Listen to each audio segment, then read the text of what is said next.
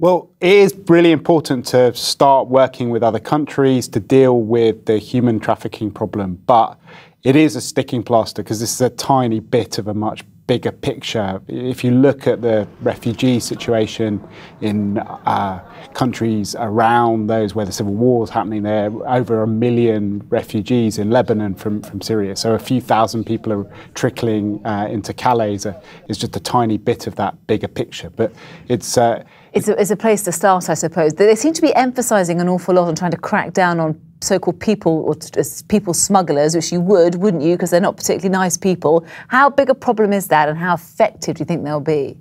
I think the danger is that if we just focus on Calais, and I think you can have a big impact somewhere like that, but you could just displace it. So the French are worried that it could just move further along the coast to Belgium, to other countries. Is that likely? In isolation.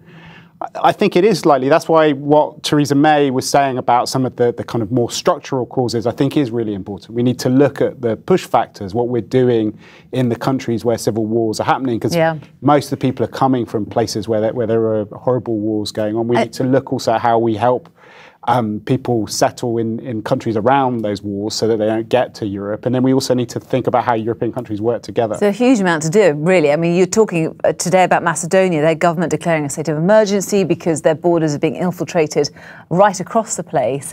We, 5 News, were in the island of Kos. Greece has had a dreadful problem with migrants coming through. I mean, if you were in charge, what would you do? I think the first thing you need to do is to stop this language about being tough and actually start being much more practical. But we also need to show much more solidarity with other countries, because if we are sort of selfishly just focusing on what looks like a tiny problem to people in other places, they're going to be much less likely to help us. And I think that's one of the problems with the British approach, is that we haven't been seen to be taking that many people. We haven't done it in a particularly good way, and we haven't reached out and shown solidarity with the Greeks, with the Italians, with others who are dealing with much bigger problems. And tensions boiling over just today. There were scuffles. There was one woman who was on Andy Bell's report there saying, you know, we're human beings, we're not animals. You can't help but feel sympathy for people like her. Maybe they should have a new life in the UK. Would you give them a new life?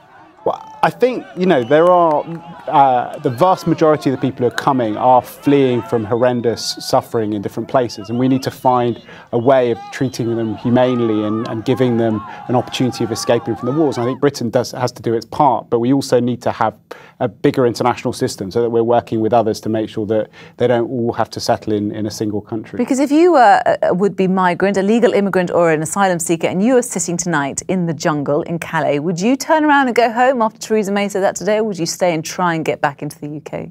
I don't know if it's about the UK, but I think if there are no legal routes for people to have their asylum claims dealt with, and if we don't have a more orderly way of treating them, which is humane and which is effective, then we are sort of creating these problems ourselves.